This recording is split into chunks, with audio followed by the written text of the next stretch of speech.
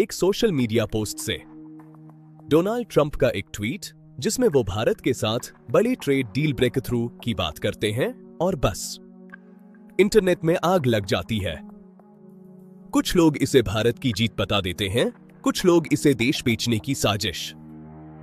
तभी अचानक रूस का नाम घुस आता है, व्लादिमीर पुतिन का जिक्र, रूस की प्रतिक्रियाएं और लोग कंफ्यूज कि भाई भारत अमेरिका की डील में रूस कहां से आ गया।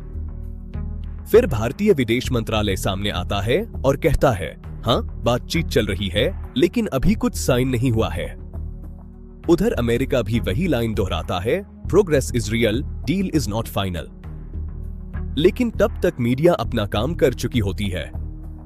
हेडलाइंस बन जाती हैं, भारत ने खेती बेच दी, अमेरिका को $500 अरब देने जा रहा है भारत, मेक इन इंडिया खतरे में। और यहीं पर असली समस्या शुरू होती है, क्योंकि ये कहानी न तो एक ट्वीट की है, न एक मीटिंग की और न ही एक सिंगल ट्रेड डील की। ये एक मल्टीलेयर रणनीतिक बातचीत है जिसे साउंड बाइट्स में समझाया ही नहीं जा सकता। लेकिन वही साउंड बाइट्स आपको हर जगह दिखाई दे रही है। अब आते हैं असली मुद्दे पर, वो बातें जो ज्यादातर चैनल नहीं समझा रहे।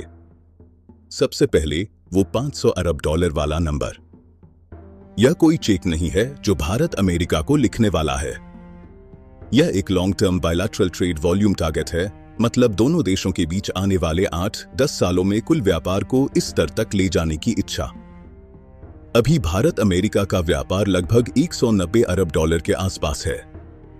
इसे धीरे धीरे बढ़ाकर 500 अरब तक ले जाना लक्ष्य है, न कि बाध्यता। दूसरा बड़ा डर कृषि। यहां बहुत चालाकी से भ्रम फैलाया गया है। अमेरिका भारत से यह नहीं कह रहा कि अपने किसानों को सब्सिडी देना बंद करो या जीएमओ फसलों के दरवाजे खोल दो। असली बातचीत सिलेक्टिव मार्केट एक्सेस की है, कुछ खास कृषि उत्पादों, कुछ खास राज्यों और कुछ खास प्रोसेस्ड फूड कैटेगरी में सीमित एक्सेस। बदले में भारत क्या चाहता है? भारतीय dairy, marine products, organic food और स्पाइसेस के लिए अमेरिकी मार्केट में आसान एंट्री। यानी ये एक तरफा समझौता नहीं बल्कि गिव एंड टेक है। अब टेक्नोलॉजी और मैन्युफैक्चरिंग यहां मामला और दिलचस्प हो जाता है। अमेरिका को चीन पर निर्भरता कम करनी है और भारत को चाहिए high end manufacturing, semiconductor tech और सप्लाई चेन शिफ्ट। इसीलिए बातचीत में सिर्फ टैरिफ नहीं बल्कि trusted supply chains, defence co production और क्रिटिकल टेक्नोलॉजीज शामिल है।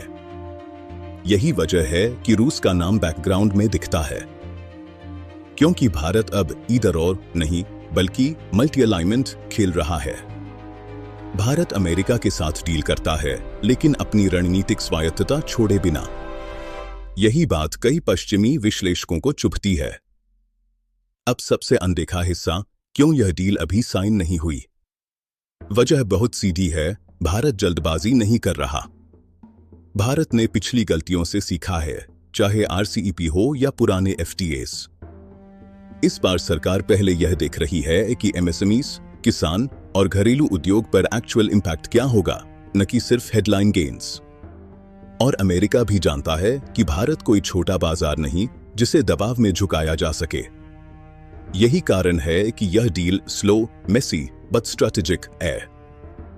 तो अगली बार जब कोई बोले कि भारत बिक गया या अमेरिका ने भारत को खरीद लिया, तो समझ लेना या तो वो अज्ञानता बोल रहा है या जानबूझकर डर बेच रहा है। असल कहानी कहीं ज्यादा जटिल है, कहीं ज्यादा दिलचस्प है। यह सिर्फ ट्रेड डील नहीं है, यह आने वाले दशक की वैश्विक शक्ति संतुलन की तैयारी है। और जो देश शोर में फैसले करते हैं वो इतिहास में नहीं टिकते। भारत इस बार शोर नहीं, शतरंज खेल रहा है।